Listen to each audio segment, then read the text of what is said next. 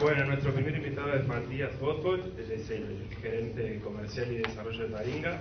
Supongo que todos conocen Taringa, así que no creo que necesite presentación.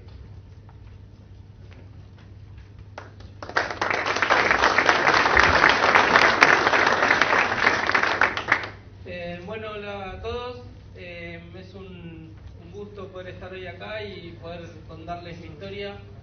Ojalá que algunos las anécdotas que les pueda llegar a decir o cosas que les pueda llegar a contar les sirvan para motivarse y llevar adelante sus propios emprendimientos o los proyectos que estén haciendo les aporte algo para desarrollarlos mejor.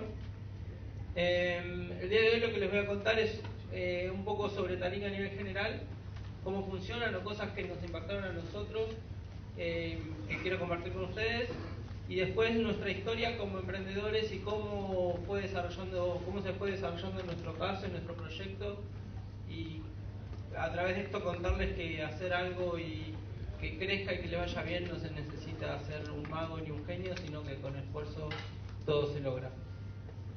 Voy a preparar las cosas de la presentación y arrancamos.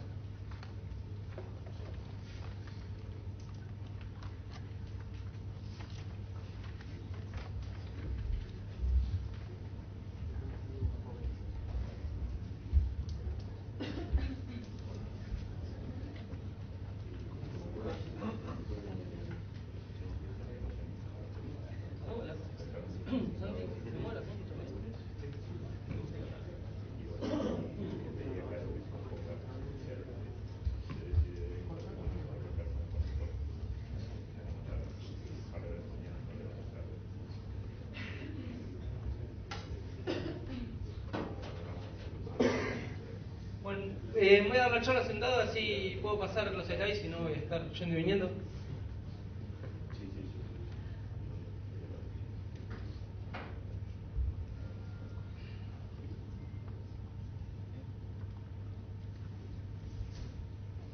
Bueno, Taringa.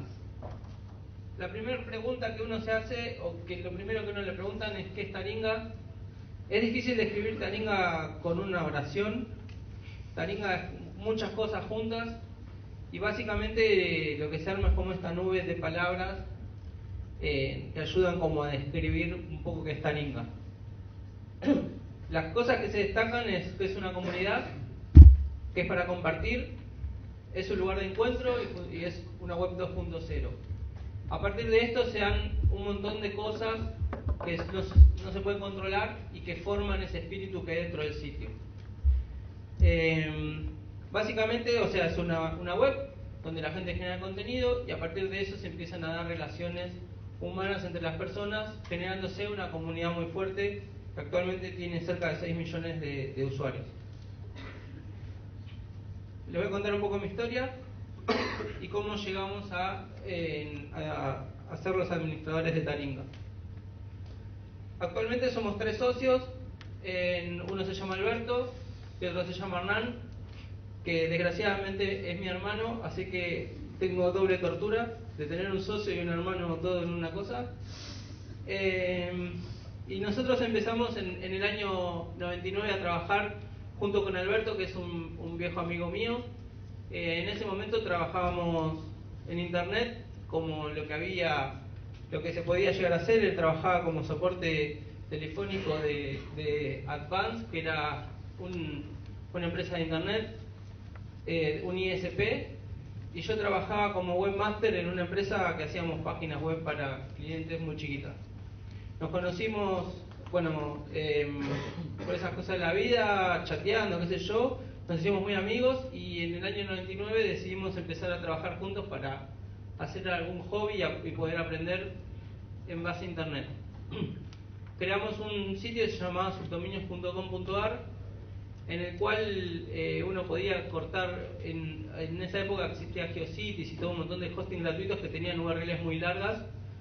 Y en Argentina el registro de dominios es gratis, uno puede registrar todos los dominios que quiere sin pagar nada, lo cual en su momento era como un boom y todo el tiempo uno estaba pensando palabras para ir a registrar y así ganarle a los otros que podían llegar a ocurrírsele después. Y teníamos entre los dos como 200 dominios registrados. Entonces lo que hicimos fue crear este servicio en donde uno elegía un dominio y ponía el subdominio que quisiera, y a partir de eso podía tener esa URL corta que al ingresar redireccionaba a su página original de GeoCities. Entonces una tarjeta o lo que sea no tenía que poner, en esa época las URLs eran súper largas y complicadas, entonces era más fácil de memorizarlo. Esto nos sirvió para aprender un montón. En su momento no tenía un fin comercial, directamente, o sea, lo que buscábamos era poder aprender y hacer algo que nos divierta. Y llegamos a tener casi 20.000 usuarios utilizando nuestro servicio, que para esa época era un montón. Y lo que descubrimos es que nos daba la posibilidad de poder llegar a ofrecer servicios adicionales, que uno de esos podía llegar a ser un servicio de hosting. O sea, sabíamos que teníamos 20.000 posibles clientes que habían hecho alguna página web gratuita en algún hosting gratuito y eran posibles consumidores de un servicio de hosting. O sea, un servicio donde uno contrata cuando quiere tener su página online. A partir de eso empezamos a trabajar la idea y en el año 2003 empezamos con el desarrollo de este proyecto, que lo llamamos Wiros, que todavía funciona y es parte de nuestro negocio. Alberto es especialista en todo lo que es tecnología. En ese momento estaba enfocándose en lo que es programación. Yo soy diseñador gráfico, entonces me orienté en toda la parte más de diseño web. Bueno, yo me empecé a desarrollar todo lo que era la página del sitio, toda la estructura de soporte y demás, y él empezó a trabajar en toda la configuración de los servidores y a desarrollar todo el administrador del servicio, o sea, el cliente para el usuario, donde administraba su hosting, y la parte de administración que era la que manejábamos nosotros. Empezamos en el año 2004, lo lanzamos a principio de año, y lo que empezamos a hacer es ofrecerle a todos nuestros amigos que eran desarrolladores hosting gratuito a cambio de que nos empiecen a derivar sus clientes. Y lo que hicimos fue enfocar en hacer un servicio para diseñadores gráficos o diseñadores web más que para clientes generales, porque entendíamos que el diseñador web era como una especie de médico, donde si un médico a uno le receta en un remedio, uno como paciente no va a ir y dice, no, me recetó tal cosa, voy y compro otro medicamento. Voy y hago lo que me dice mi diseñador o mi médico especialista. Entonces teníamos que los diseñadores, cuando hacen una página web, si a un cliente le recomiendan un hosting, el tipo no iba a ponerse a ir a otro lado, no iba a ir a contratar a otro lado más que le dijo el diseñador. Entonces empezamos a trabajar muy fuerte en eso y fue lo que nos dio resultado y nos ayudó a crecer. Teníamos el problema que cada uno en ese momento trabajaba en relación de dependencia y hacíamos lo que podíamos. Yo hacía todo lo que era soporte vía mail en mi trabajo. Entonces estaba ahí trabajando y me escondía de mi jefe y respondía los mails de soporte. Y Alberto hacía lo que era soporte telefónico. Entonces cada vez que le sacaban el teléfono lo tenía así escondido, o se iba al baño y respondía en el baño. Obviamente que ahí, no sé, teníamos pocos clientes y era posible hacerlo, ¿no? Pero bueno, era una complicación todo el tiempo ver cómo solucionábamos esto. Habíamos empezado con muy poco capital. En ese momento habíamos invertido hace cerca de $1.000, que fue comprar una computadora. Pusimos un poco de plata cada uno y después todo el trabajo estuvo hecho en lo que es el desarrollo. Bueno, estuvimos ese año trabajando de esa forma, con bastantes problemas y complicaciones por no poder dedicarle bien el tiempo necesario, pero de a poco crecía porque la verdad es que le poníamos bastante esfuerzo. Y en el año 2005, en febrero, a Alberto le surge la posibilidad de irse a trabajar a China. Bueno, ya está, gracias. Le surge la posibilidad de irse a trabajar a China y yo me iba a quedar solo y no podía atender el teléfono en mi trabajo y responder los mails porque me iba a quedar sin trabajo. Y justo mi hermano estaba así en una época como de bohemia y de hipismo. Había estado 3 meses de mochilero en el sur de Argentina, ahí por la Patagonia, qué sé yo, y volvió y no sabía bien qué hacer. y él estaba estudiando administración de empresas. Por lo cual dije, bueno, listo, lo agarro a este, que no le importa la plata, nada, y bueno, que se ponga a trabajar con nosotros. Y bueno, así empezó mi hermano, nos empezó a ayudar en todo lo que era administración y organizar el negocio, lo cual en su momento en un sueldo mínimo tenía, era casi, no sé, una propina, digamos, porque no era ni un sueldo, no sé, como si fuesen ahora $100, era lo que ganaba por mes. Y era todo lo que le podíamos pagar. Y bueno, lo que él empezó a trabajar, el proyecto empezó a crecer cada vez más porque él la verdad es que se esforzó y le pudo sacar todo el jugo que nosotros no podíamos.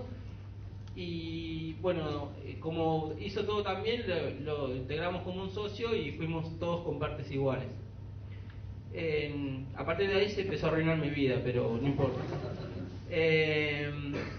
Bueno, gracias a esto, ya había como la posibilidad de que yo deje mi trabajo como empleado y me pueda dedicar a esto, además de empezar a agarrar algunos trabajos freelance y poder seguir desarrollando el negocio. Mientras hacíamos esto, como no teníamos en la empresa de hosting un presupuesto publicitario, lo que empezamos a hacer como estrategia es ofrecer hosting gratis a cambio de publicidad en sitios de nicho o que estén relacionados con gente que tengan un interés en internet, como pueden ser todos ustedes, no en sitios por ahí de amas de casa o no sé, de ingenieros, sino más gente del medio. Empezamos a trabajar con algunos blogs, y en uno de esos sitios que usábamos estaba la posibilidad de empezar a hacer este canje con Taringa. Que Taringa en su momento era como una especie de foro muy chico que lo estaba desarrollando un chico de secundaria y lo hacía para aprender, era parecido a lo que hicimos nosotros en 99. Nosotros éramos bastante usuarios del sitio y nos gustaba mucho el proyecto y entendíamos que era el nicho el que necesitábamos. Lo contactábamos a este chico y empezamos a hacer canje de hosting por publicidad. Y a partir de eso se empezó a generar una relación de amistad y de amigos.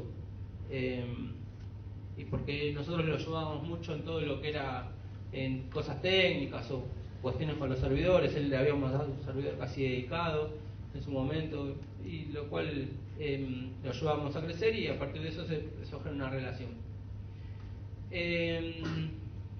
Esto fue a fines del 2005.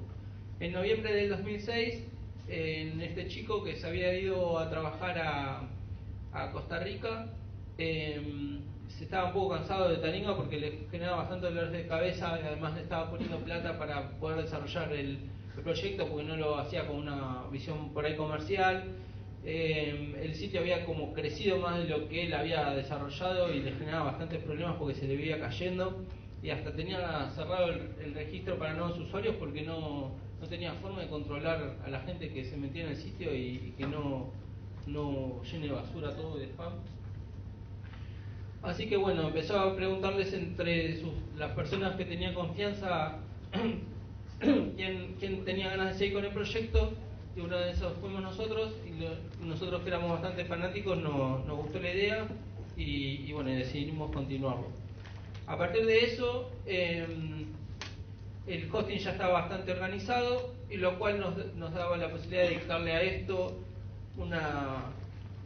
un poco más de tiempo, siempre pensándolo como generar un sitio en el cual nos ayude a generar publicidad para hosting. Nunca lo pensamos como en su momento para hacer un gran sitio, más que nada, pues seguirlo manteniendo.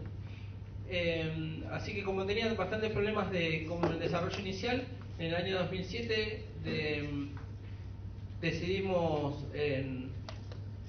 relanzarlo todo, reprogramarlo. Solo mantuvimos el nombre, los usuarios, el nombre del sitio que era de Taringa, la base de datos de usuarios y la base de datos de contenido. Todo el resto se hizo todo vuelta. Y Taringa tenía contenido adulto, así que lo separamos y decidimos hacer otro sitio que se llama Poringa. No sé si alguien conoce Poringa. ¿Nadie? Ahí, uno. Bueno, te voy a dar un premio.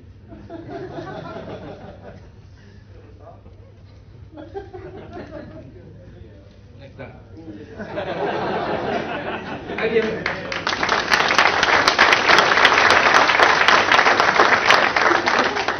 ahora hay que usarla.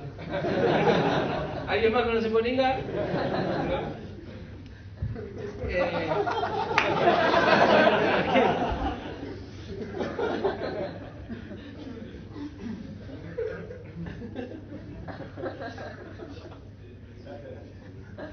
Muy bien, esa gente tiene huevo.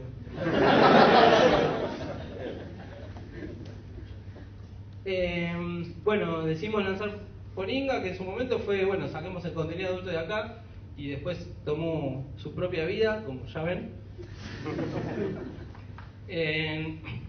Bueno, y seguimos creciendo en el año 2007. A principios del 2008 Alberto vuelve de China, se había casado con una china y es medio chinito, pero bueno, se volvió más chino todavía. Y se empezó a dedicar al proyecto, pues ya la verdad que estábamos mucho mejor a nivel económico y podíamos los tres cobrar un sueldo. Como Taringa ya había crecido bastante, empezamos a comercializarlo, lo cual hasta ese momento solo era bastante pasiva la comercialización y también nos ayudó a crecer más. Bueno, en el año 2009 siempre Taringa tuvo un crecimiento a partir del 2007 que hicimos el relanzamiento, un crecimiento mensual del 10% cada mes, exponencial, así que venía creciendo un montón, siempre trabajando todos los años, trabajando para mejorarlo. Los casos que yo acá destaco son como los más importantes, los relevantes. En el año 2009 hicimos el lanzamiento de Taringa Brasil, que es un mismo sistema pero en portugués, y editamos un libro, que les cuento más adelante. Y bueno, en el año 2010 Taringa ya se consagra como el sitio web hispano, o sea, el sitio web desarrollado en un país hispano con más visitas del mundo, llegando casi a 600 millones de visitas por mes. Bueno, acá no sé qué pasa. Bueno, esto es un poco, voy a pasar rápido, un poco la historia de cómo fue Taringa, un poco el diseño y a nivel tráfico. En el 2004, que fue el lanzamiento, que lo empezó este chico que se llama Fernando, tenía más o menos 2.000 visitas por día y 1.000 usuarios registrados. En el 2006, que fue cuando nosotros continuamos con el proyecto, tenía 30.000 visitas por día y 50.000 usuarios registrados. Y en el año 2010 ya llega a 6.600.000 visitas por día y 5.800.000 usuarios registrados. Estos son un poco los datos, sale cortado ahí, un poco los datos de cómo es el día de hoy Taringa. En Argentina el 95% de las personas que navegan en internet por lo menos entran una vez por mes a Taringa. De Uruguay hay 3.500.000 visitas por mes. Hay, como les decía, 600 millones de page view por mes. Entran alrededor de 80 millones de personas de todo el mundo. Interactúan más o menos un promedio de 250.000 personas en el sitio constantemente, y lo que sale cortado ahí es que dice que es el sitio de Latinoamérica más visitado del mundo, que era lo que les contaba antes. Los usuarios de Taringa son así, el 32% son mujeres, el 68% hombres. Y después ahí se ve en el gráfico el rango de edad, el verde es de 23 a 27, el azul de 18 a 22, el amarillo con 18% de 28 a 32, y bueno, y después son los mayores que son la menor parte, y es un poco igual lo que acompaña el tipo de usuario de internet en general. ¿Cómo funciona Taringa? Este es un breve resumen, supongo que la mayoría ya más o menos deben tener una idea. Bueno, la gente genera contenido, en este caso puede ser un post, también hay una sección de comunidades.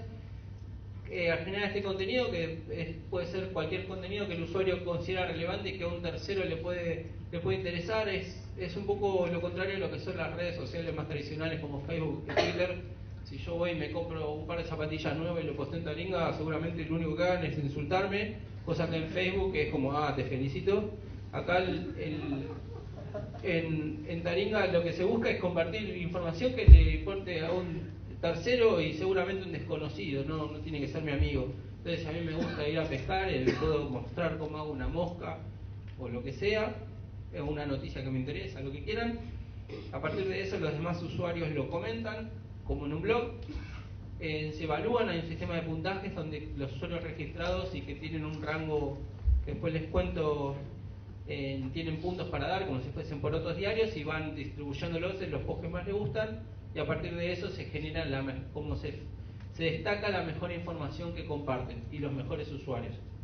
Y después, si el post no cumple con las políticas del sitio, hay un protocolo como que no sea contenido racista, en el caso de Taringa, desnudos, información sobre terceros, etcétera, lo pueden denunciar, y de esa forma todo el contenido es automoderado también por los usuarios. Bueno, a partir de lo que se evalúan, como les decía antes, están los top posts y los top users, que son los más destacados del día, de la semana, del mes o de todos los tiempos. Todo el contenido se organiza en categorías, que son un poco esto que se ve acá. Son todas categorías generales. Y bueno, y los rangos de los usuarios son novatos, es el usuario apenas se registra. Cualquier persona nueva se registra ahí, puede comentar o puede generar posts, solamente posts de otros novatos. Después están los fuel users, que es usuarios que pueden postear, comentar, dar puntos y denunciar. ¿Cómo funciona esto? Cuando en Taringa el registro estaba cerrado, entonces la gente no se podía registrar, pero los usuarios que estaban registrados no querían que se registre gente nueva porque les ensuciaba toda la página con contenido basura. Entonces lo que hicimos fue crear este rango, que un usuario nuevo se registra, puede postear, y ese post en verdad no sale en la home de Taringa, sale en una sección separada, una sección independiente. Entonces los usuarios que son full users, digamos, tienen la posibilidad de dar puntos. Entonces, cuando un usuario novato tiene un post que tiene más de 50 puntos, como que se consagra o pasa a ser, recibe de usuario full. Y de esa forma puede pasar a evaluar a otros usuarios.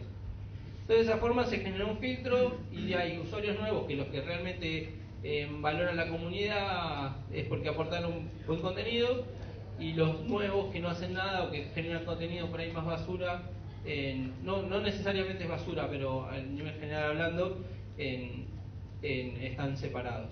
Y de esa forma se pudo generar nuevos usuarios, generar más contenido y abrir el registro, que era el problema que teníamos. Y después hay usuarios que son moderadores, que son usuarios comunes que nosotros detectamos que tienen alguna amor más allá de lo normal con Taringa en la comunidad, entonces les damos el rango de moderador y lo que hacen es administrar las denuncias o a los demás usuarios. Si un usuario genera un contenido racista, por decir algo, estos moderadores pueden eliminarlo y pueden suspender al usuario si no cumple determinadas políticas que están pautadas, como insultar a otros o querer hacer algo realmente malo. Bueno, un poco por qué funciona Taringa según nuestra visión. Básicamente porque es un sitio donde la gente puede compartir información y contenido libremente. Al ser un sitio independiente, sin una cuestión política, económica, comercial, lo que quieran, la verdad es que nosotros no bajamos línea de ningún tipo. Si la gente de golpe quiere compartir cómo fabricar correas de auto y eso está de moda, bueno, harán eso, y si el otro día quieren postear cuestiones políticas también, y así es que hay variedad de contenido de todo tipo. Hay un determinado protocolo y determinado funcionamiento en cuanto a lo que pueden llegar a ser en violaciones de derechos y demás, que eso es lo que en base a lo que hay control. El resto de la información es libre, no hay como una democracia. Después los usuarios obtienen un reconocimiento gracias a sus aportes. Una de las cosas más gratificantes que tiene un usuario de Taringa o uno cuando postea es que después toda la gente empieza a agradecer o a mandar mensajes y demás, y a partir de eso se generan relaciones que, si bien uno lo puede hacer en otros medios, en Taringa al haber tanta cantidad de usuarios eso es como que se potencia mucho más. Incluso gente por ahí que tiene un blog, genera su post en el blog y después va y lo copia en Taringa porque quiere que también la gente de Taringa lo vea, y incluso pasa de gente que tiene blogs importantes que me dicen: en Taringa tengo más comentarios que en mi blog, y lo ven como algo bastante bueno y que los motiva a ser parte. No hay libertad en expresar opiniones, como les decía antes, no hay libertad de decir siempre que no se afecte a un tercero, no se insulte, pero uno puede decir lo que piensa sin ningún problema. Existe la posibilidad de interactuar con otros usuarios y de esa forma se empiezan a generar relaciones de amistad. Una de las claves es, bueno, ejemplo típico son las juntas taringueras, que más adelante lo cuento. Y es un sitio para informarse, aprender, encontrar y entretenerse. Básicamente uno puede usar Taringa como un medio para buscar información o para pasar el tiempo y divertirse o comentar o conocer gente nueva. Y un poco la premisa de todo esto es que Taringa es lo que los usuarios de Taringa quieren que Taringa sea. O sea, al fin y al cabo, Taringa es lo que los usuarios deciden que sea. Ya sea por el contenido que generan, cómo los puntos que dan, lo rankean, etc. Bueno, a partir de tener una página web, un sitio online, empezaron a pasar cosas que nos dimos cuenta nosotros de que habíamos superado la barrera de la virtualidad, y realmente ahí es cuando empezamos a darnos cuenta lo importante que podía llegar a ser para algunas personas, y acá les cuento un poco todo. Esto de la vida online a la vida offline básicamente se dan resumidas en estos 4 puntos. Se resume que son las acciones solidarias, las denuncias públicas, la fuerza en comunidad y las juntadas taringueras. El primer caso que nos llamó la atención de acciones solidarias, y a partir de esto se generó una categoría dentro de lo que les mostraba antes, que se llama solidaridad. Es de una persona que más o menos ahí dice tenía 33 años y hacía 13 años que estaba buscando al padre, y lo había buscado por un montón de medios, había ido a organizaciones de la Madre de Plaza de Mayo, todas esas cosas que hay en Argentina, que ayudan a identificar la identidad de las personas, y no tenía resultados. Creó un blog donde ponía la foto esta que se ve acá y anunciando que buscaba al padre, y no pasaba nada, y la novia le dice, y probá en Taringa. Entonces hizo un post en Taringa. A partir de eso la gente se empezó a conmover y había puesto la foto y los datos del padre. A partir de eso la gente empezó a ayudarlo a ver de qué forma podía identificar alguna información, hasta que un usuario dio con información del padre, se la envió, y bueno, el tipo la persona pudo saber dónde vivía el padre, dónde había vivido. El padre lamentablemente ya había fallecido, pero el que le abrió la puerta era su medio hermano, y a partir de eso pudo reconstruir toda su historia familiar, que hacía 13 años que no podía. Y ahí, en este caso, nosotros nos dimos cuenta cómo con Taringa le había cambiado la vida hacia una persona. Y empezamos a darnos cuenta que esto era más gratificante que estar viendo cuántos usuarios estaban registrándose en el sitio o cualquier cosa, porque por este hecho. Entonces, a partir de eso generamos esta categoría nueva. Y bueno, diariamente hay siempre posts pidiendo dadores de sangre, buscando a alguna persona. Como en este caso se dieron varios más. Este es un medio como el primero y el que más nos llamó, por eso lo cuento. Y bueno, y todo el tiempo siempre la gente está usando Taringa como un medio para pedir ayuda, que es accesible, y siempre o muchas veces consiguen lo que necesitan. Después están las denuncias públicas. Este también es un caso que nos impresionó por la repercusión que tuvo en su momento, que es una denuncia contra Olé. No sé, ¿conocen Olé? Es el diario deportivo más conocido de Argentina. En el 11 de mayo del 2009 sacó esta tapa que decía la bandera que faltaba, que era una tapa contra los directivos de River Plate que había en ese momento, y se ve ahí en esa bandera que dice la peor dirigencia de la historia. En base a esta etapa, dentro del diario había 2 páginas completas contando la historia de esta bandera y cómo la dirigencia estaba arreglada con la Barra Brava, y todo el negociado que había entre Barras Bravas y la dirigencia, y cómo las Barras Bravas habían presionado a la dirigencia de River Plate con esta bandera, y cómo habían después arreglado o habían negociado con la Barra Brava para que saquen esta bandera, y contando como un hecho de presión. Ahí dice, los hinchas de River que pusieron la bandera contra el equipo no se olvidaron de la CD. No sé qué es. El trapo que reflejaba ese enojo fue sacado de la Popular en un rato antes de que llegara al grueso del público. Ya hay un sumario interno. Bueno, sale esta tapa a las 12 de la noche, sale el diario. A la 1 de la mañana un usuario denuncia que esa bandera la había hecho con Photoshop.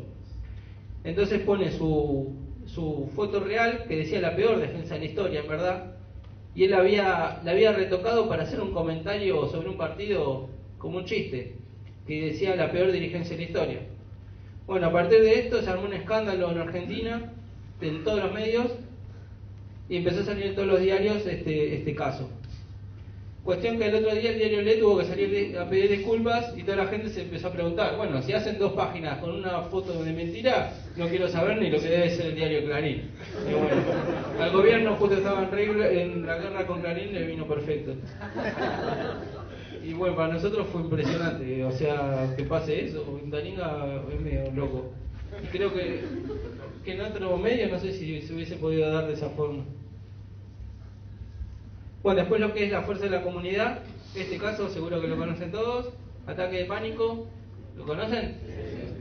Bueno, Federico Álvarez, ¿no? Es el nombre, es usuario de Taringa.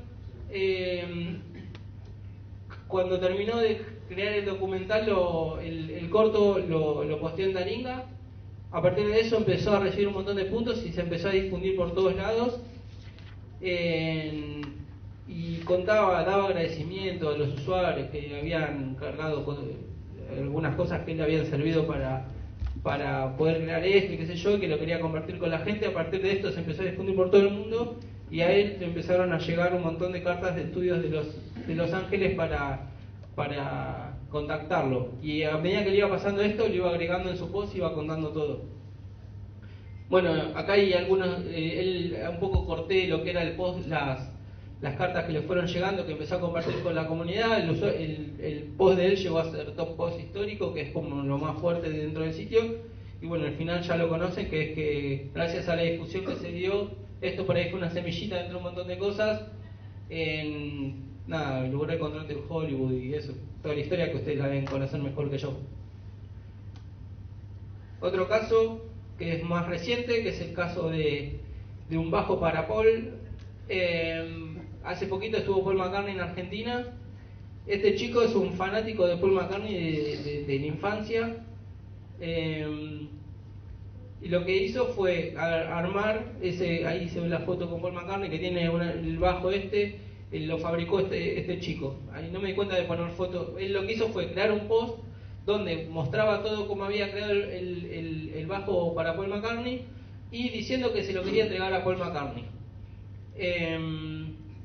Entonces, contando esto y que pidiendo como nada, fuerza para lograrlo. El post empezó a recibir un montón de puntos. Uno de las personas que trabaja en Canal 13, que se llama Federico Buimeyer, que hace la parte de tecnología, vio este post en Taringa, se contactó con el chico y le hizo una entrevista. A partir de eso lo empezaron a entrevistar de un montón de medios, hasta que logró, un día que tocó Paul McCartney, ir a Paul McCartney y darle el bajo. Y empezó, nada, para este chico fue muy fuerte, me salió en todos los medios en Argentina por el caso de cómo había logrado un sueño de toda su vida de conocer a Paul McCartney gracias a internet. Y bueno, ahí está la foto histórica que se sacó con él. Actualmente este post es el que más puntos recibió en la historia de Taringa. Y bueno, y gracias a toda la gente que pudo apoyarlo a este chico, fue que en definitiva fue una semilla inicial para que cumpla con su sueño, lo cual es un orgullo para nosotros que pasen estas cosas. Bueno, y después lo que están son las juntas taringueras, que son usuarios que se autoorganizan de forma espontánea para reunirse. Se dio en un montón de países y en Argentina en casi todas las provincias. Hay reuniones que son de 10 chicos a campamentos que se llegan a organizar que van como 30, 40 personas. Y nada, de esta forma es un poco lo que les contaba antes de cómo Taringa funciona como un lugar de encuentro y de vínculo entre personas con intereses en común, y no funciona como un Facebook donde uno solamente tiene amigos. Estos chicos por ahí se conocen algunos entre sí, pero la mayoría por primera vez se ven en una juntada y se empezaron a relacionar por Taringa. Estas juntadas se dan todo el tiempo en todas partes. Y después un poco acá les cuento lo del libro. En el año 2009 que decidimos como llevar Taringa a un libro y una librería, que siempre por ahí es cuestionado el hecho de que como que Internet mata a los medios tradicionales, nosotros queríamos mostrar que no, y cómo poder generar un libro, un papel, algo que esté accesible para cualquier persona de forma física, con una muestra de una síntesis de Taringa. Hicimos un resumen de los mejores posts que se podían llegar a poner en un libro, ya que no tenían videos ni audios, etcétera. Y bueno, creamos este libro. Fue el top 10 de los libros más vendidos del mes de lanzamiento, que fue en julio, y entre los 50 más vendidos del año 2009. Y todo lo que recaudamos lo donamos a Un Techo para Mi País, que es una organización que creo que en Uruguay hay también. Que bueno, ya conocen el caso, que construye casas para gente con bajos recursos y demás. Y para nosotros también fue un honor haber hecho esto, porque el contenido realmente, si bien nosotros lo seleccionamos, fue como escrito, digamos, por los usuarios de Taringa. Bueno, esto es lo que les conté hasta ahora, es como un panorama general de Taringa. Ahora les voy a contar un poco más de nuestra experiencia emprendedora, de nuestros desafíos y las cosas que destacamos de nuestra historia. Así que bueno, es como un resumen de lo que les conté al principio. ¿Cuáles fueron nuestros mayores desafíos? Bueno, uno de los grandes desafíos fue empezar sin capital, solo con una inversión de $1000, que fue esto que les contaba con nuestra primera computadora. Después todo lo que se fue generando a partir de eso fue fruto del trabajo y de esos $1000 que pusimos. Nunca más volvimos a poner plata en nuestro bolsillo. Todo se fue autoinvirtiendo. Actualmente en Taringa somos 20 personas, tenemos oficina, servidores y nada, somos una empresa rentable y estable. Gracias al trabajo y a esos $1000 iniciales. Si bien fue un desafío esto, mucha gente cree que para crear algo que funcione en Internet tiene que meter un montón de plata, y la verdad es que no es necesario. Este es un ejemplo, así que si alguno tiene una idea de hacer algo, no se desanime por el tema del capital, ni tampoco venda su futuro solo por un poco de inversión, que eso tampoco garantiza nada, salvo que realmente lo necesite. Otro punto que es un desafío para nosotros es poder creer en nosotros mismos y en nuestro proyecto. Es un desafío constante no rendirse en esto y mantener esa visión. O sea, cuando uno crea algo, todo el tiempo hay gente que lo viene a aconsejar de buena fe, por ahí la novia, la madre, el padre, etcétera, y le empieza a decir, ¿estás seguro de lo que vas a hacer? Pero el trabajo, qué sé yo. Y bueno, si uno realmente está seguro de lo que va a hacer, tiene que darle para adelante, apostarle al proyecto y agradecer los consejos, pero no escucharlos demasiado. Porque si uno hace lo que los demás le dicen, realmente es difícil que pueda destacarse del resto. Manejar nuestras ansiedades y frustraciones, típica de cualquiera que tiene un proyecto propio, es que un día se levanta y parece que se siente que es Bill Gates, y porque le fue bien con un cliente o lo que sea, y después ese mismo día tiene un problema con un empleado, con un proveedor o con cualquier cosa, y se siente el más desgraciado del mundo, y todo el tiempo uno está arriba y abajo, y bueno, eso tratar de manejarlo y no creerse que es Bill Gates ni tampoco el peor del mundo, y manejarlo, no creérsela mucho ni tampoco pensarse un perdedor total. Para nosotros fue un desafío lograr posicionar Taringa ante el público y nuestros anunciantes sin presupuesto, digamos, así que cada uno con su proyecto puede lograr esto.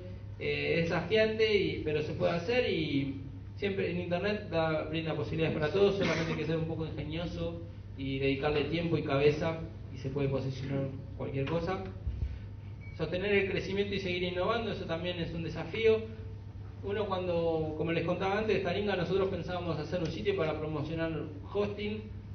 En un momento llegó a hacer eso, pero no estábamos conformes y seguimos creciendo. Después nuestro objetivo era alcanzar el tráfico de Clarín y nos parecía algo imposible, que Clarín es el segundo el sitio que en ese momento tenía más tráfico hecho en Argentina.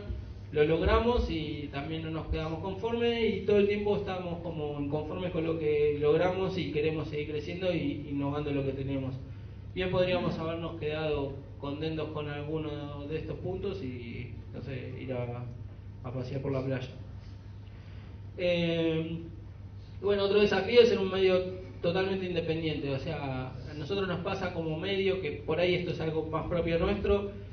Todo el tiempo uno recibe tentaciones de querer, te pongo pauta, pero no sé qué cosa, esto, lo otro, y bueno, no quebrarse y mantener el espíritu inicial y realmente los ideales y lo que uno lo motiva a mantenerlo en el tiempo más allá de cualquier otra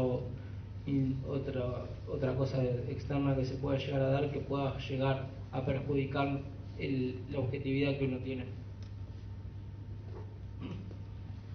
¿Qué tener en cuenta a la hora de emprender?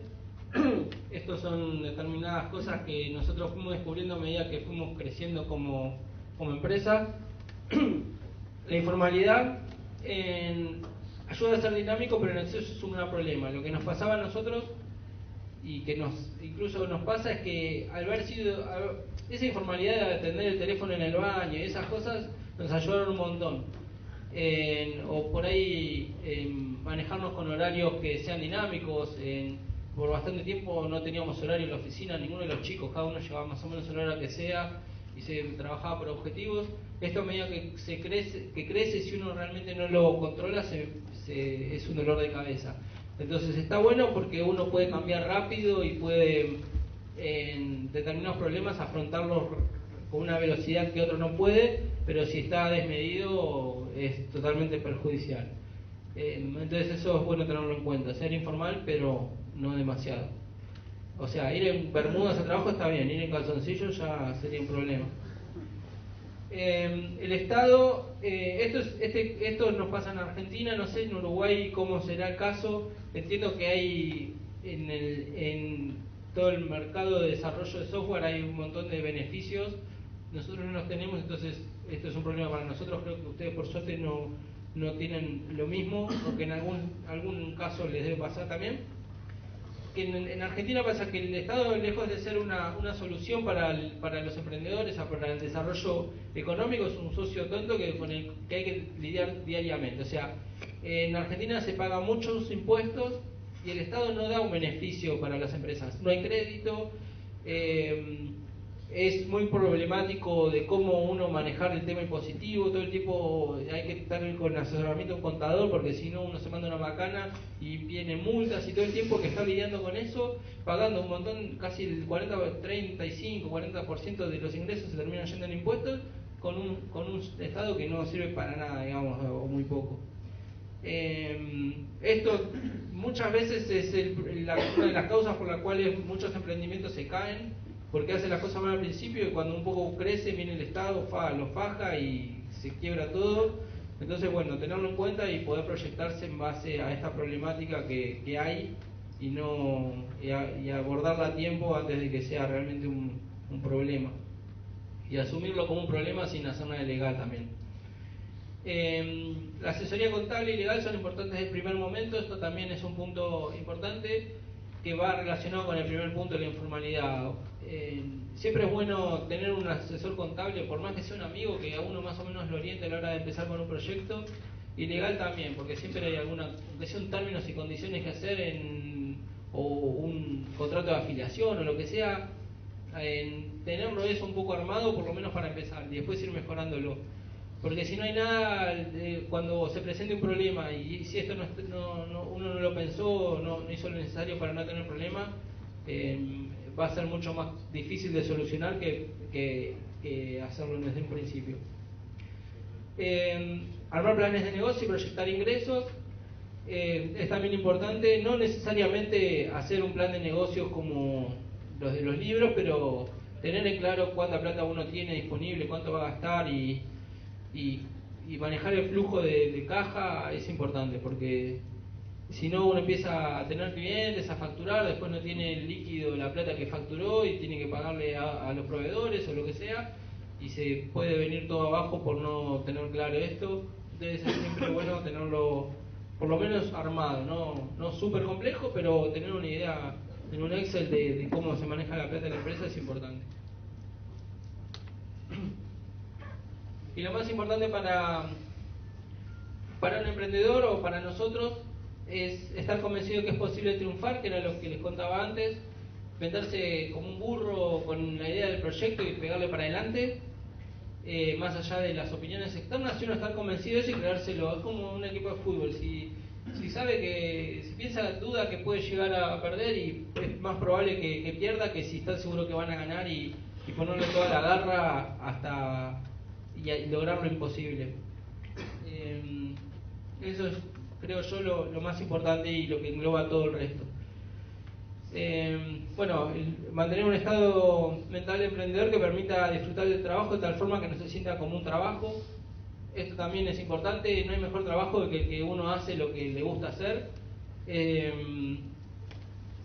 Nosotros, incluso a muchos les debe pasar que la familia se cree todo el tiempo que uno está boludeando y cuando está trabajando, y eso es parte de poder hacer lo que uno le gusta. Mi mamá y mi papá todavía saben que todo el mundo conoce Taringa, ellos usan Taringa, pero siguen pensando que estamos boludeando, que tuvimos suerte. Así que está bueno porque yo siento que estoy boludeando también. Trabajar para ser feliz, no para ser rico, eso también es importante y que de nosotros es parte de nuestra forma de ver la vida. Siempre hicimos las cosas que nos gustaron, no por la plata. La plata después viene sola.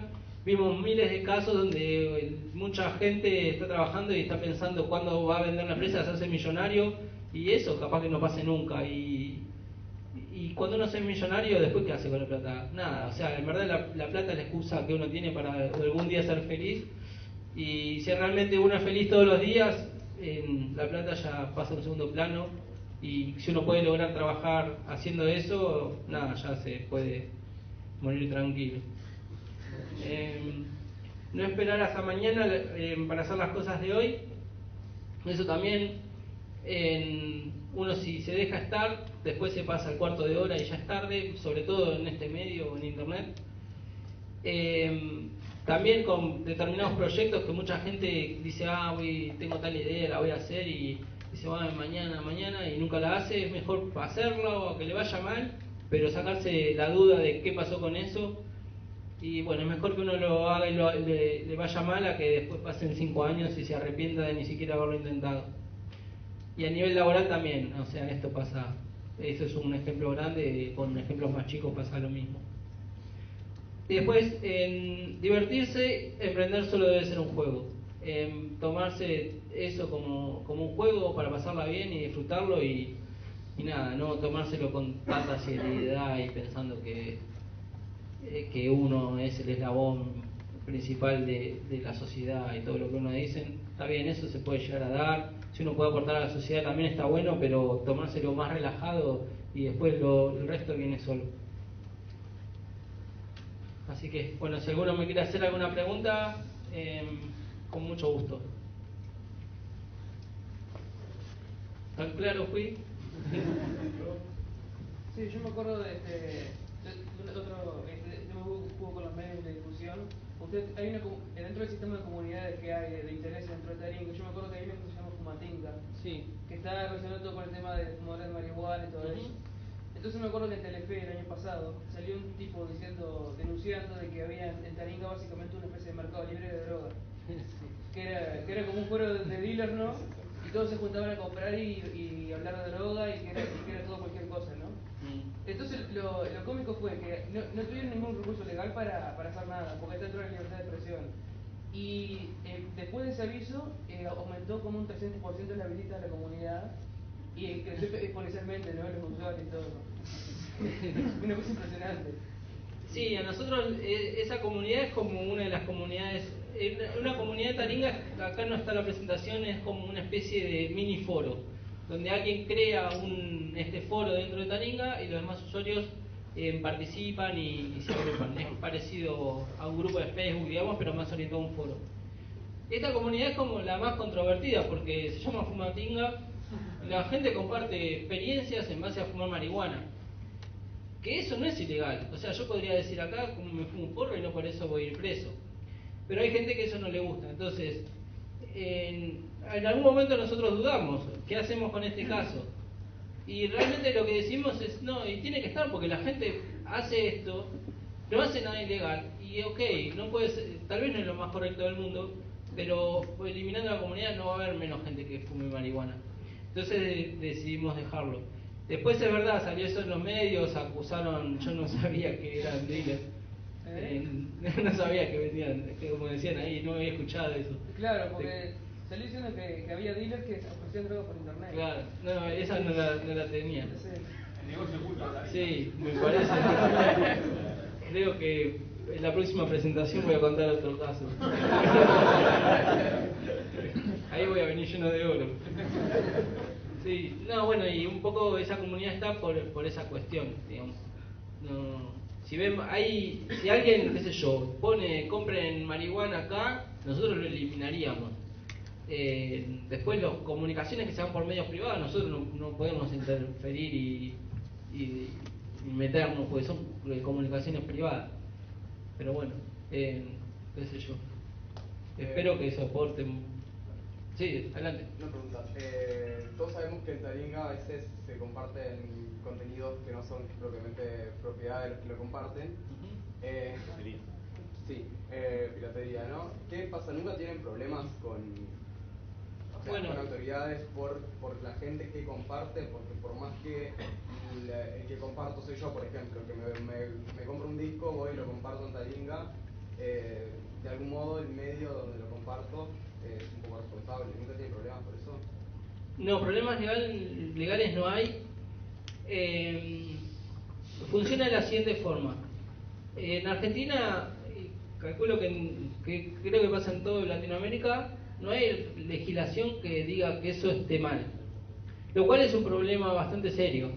Es un problema para la gente que tiene derechos de autor porque no tiene cómo reclamar. Y es un problema para sitios como Taringa que no sabe realmente si lo que está haciendo está bien o está mal. Entonces, uno no sabe cómo actuar. Como nos pasaba esto, lo que empezamos a ver es decir, bueno, nosotros tenemos que tener una política o algo en el cual realmente podamos basarnos para tomar decisiones de cómo actuar entre estos casos. Y si el día de mañana llega a haber un problema, explicar por qué actuamos de esta forma y bueno, que el juez tenga la determinado caso para poder evaluar si estuvo bien o estuvo mal, porque no hay ninguna ley que diga cómo actuar. Entonces lo que hicimos fue basarnos en una ley de Estados Unidos que se llama Digital Millennium, que para este caso se llama DMCA. Que si ustedes ven en cualquier sitio norteamericano, abajo hay un link que dice DMCA, sobre todo los sitios que son con contenido generado por usuarios. Y lo que hace es, qué sé yo hago una remera de Nike trucha y la vendo en eBay como original. Nike lo que hace es, eBay no puede saber si esa remera es original o no. Asume que el usuario tiene una remera original. O sea, los términos y condiciones dice eso, lo mismo dicen los nuestros.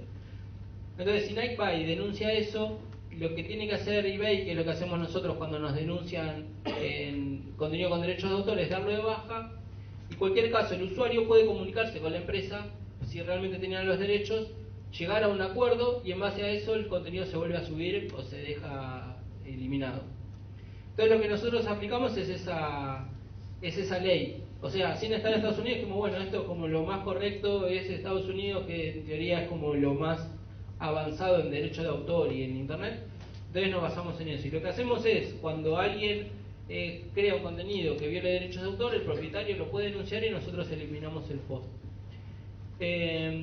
Igualmente acá no termina el problema porque la información no la descargan de Taringa, son links hacia otros sitios. Entonces igualmente el que tiene el derecho sigue corriendo el mismo riesgo porque así como está linkeado de Taringa, está linkeado de un montón de sitios. Entonces por lo general nosotros explicamos cómo tienen que proceder para eliminar realmente el contenido de internet, más allá que no está bajo nuestra responsabilidad. Y es así que aplicando esta metodología empezamos a hacer acuerdos con diferentes cámaras. Ahora estamos trabajando con Capif, que en Argentina es la cámara de las discográficas, donde están nucleadas, y tienen un canal de denuncias directo donde cuando ven que hay contenido que viola sus derechos, lo pueden denunciar. Obviamente, el problema no se da porque la gente comparte información, sino porque no hay una opción realmente para conseguir ese contenido de forma lícita, o lícita entre comillas, digamos, porque, como le decía antes, no hay una ley que diga a veces esté mal. Y por más que uno elimine un sitio como Taringa o elimine Rapture o lo que fuese, ese problema no se termina de solucionar porque uno no puede conseguir esa música de forma legal. Esto las discográficas lo saben, que es el claro ejemplo del abanderado de la piratería, por ejemplo, de una forma. Y nada, y por eso tampoco pueden eliminar todo el contenido, porque saben que no lo pueden solucionar. Por lo general lo terminan trabajando con lanzamientos. O sea, sale el disco nuevo de, qué sé yo, de Britney Spears y denuncian eso. Después, si hay uno viejo, ya ni lo denuncian porque saben que no lo pueden combatir.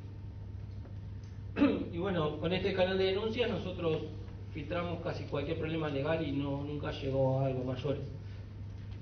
¿Cuántas denuncias tienen? No sé el número exacto. Pero de piratería son muchísimas, me imagino. Y ponele que lleguen 30. No son miles ni cientos. No, la verdad que no sé el número, pero no llegan a 100. ¿Qué hicieron para posicionarlo el sitio y que creciera de la forma que creció? O sea, yo no lo conozco mucho el sitio. He entrado medio de casualidad buscando algo y bueno, el listado que aparecía en Google era de Taringa y lo conozco pero no mucho. Pero ¿cómo? O sea, por lo que entiendo es como un foro, como tuneado con un montón de cosas más, pero ¿no? ¿Y qué hicieron para que la gente dijera vos está buenísimo y no solo cómo fue que creció? Bueno, por un lado se dio todo lo que es el boca a boca. La gente te dice, che, necesito buscar tal cosa, y le dice, buscar en Taringa. Gente como vos que le terminó encontrando resultados en Google y le pasa, lo ven una vez, no saben que es Taringa, lo ven 2 veces, 3 veces, y a la cuarta ya van y se meten directamente en Taringa. Y a partir de eso se empiezan cada vez a como vincular más hasta que terminan siendo usuarios y generando contenido. Capaz que el día de mañana vos ves algo y si sube esto lo podría compartir y te terminás compartiendo la información. Y de esa forma se va nutriendo la comunidad. Después lo que es posicionamiento en buscadores, los buscadores lo tienen muy bien rankeado porque el contenido que hay es contenido original, es contenido generado por los usuarios y además es contenido moderado por los usuarios. Entonces, si Google sabe que si hay un resultado de Taringa, seguramente ese resultado sea bueno, porque si no hubiese sido eliminado. Y la gente misma busca tal cosa, espacio Taringa. Entonces eso ayuda a que todo el tiempo esté indexado. Después, cuando nosotros rediseñamos el sitio en el 2007, toda la estructura de cómo funciona, tipo la metodología SEO se llama, de cómo interlinkear todo el contenido, la pensamos bien, entonces eso ayudó a que Google pueda indexar bien todo el contenido y posicionarlo. Básicamente es eso, haberlo hecho bien desde un primer momento y tener un contenido que es moderado y valorado por los buscadores. Después la recomendación de las personas. Vos hablaste sobre el pasado y presente de Taringa. ¿Cuáles son los próximos desafíos que tienen ustedes?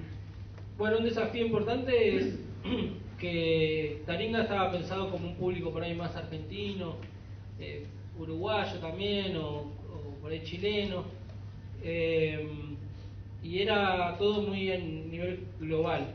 Lo que está pasando es que está creciendo, o sea, en Argentina ya llegó el techo, muchos países con los cuales nosotros pensamos al principio que eran el objetivo, se llegó al tope de visitas que se pueden haber, y empezaron a crecer otros mercados como México, un poco Estados Unidos, España, y lo que está pasando es que está el contenido muy mezclado. Entonces a usted le debe pasar que entran a Taringa y dice Macri creó la autopista de no sé qué, y qué carajo le importa que es Macri, digamos.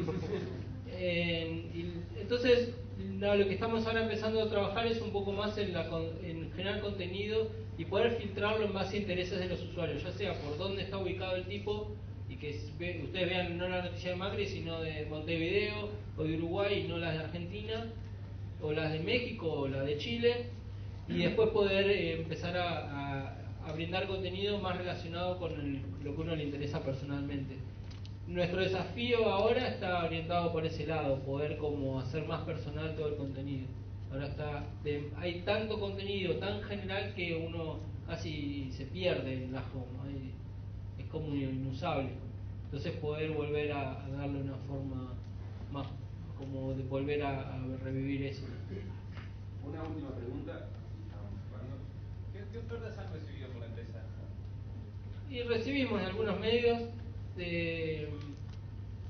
pero no nos interesan esos medios, como ahí ya mencioné uno. No nos interesa ni que esté ni de vecino. Y es un poco lo que contaba antes. Nosotros estamos bien con lo que hacemos y no necesitamos a alguien de socio ni un capital que venga a poner plata en Taringa. Y no queremos que se arruine nuestra paz y armonía dentro de la empresa con un tercero que quiere venir a sacarle el jugo y ganar plata. Entonces nunca logramos conseguir un socio que realmente respete eso y nosotros nos sintamos como seguros con esa empresa o socio. Entonces nunca aceptamos por ahora ninguna oferta. Si se da en el futuro, es algo de evaluar, pero no, por ahora no pasó y por eso no se dio. Bueno.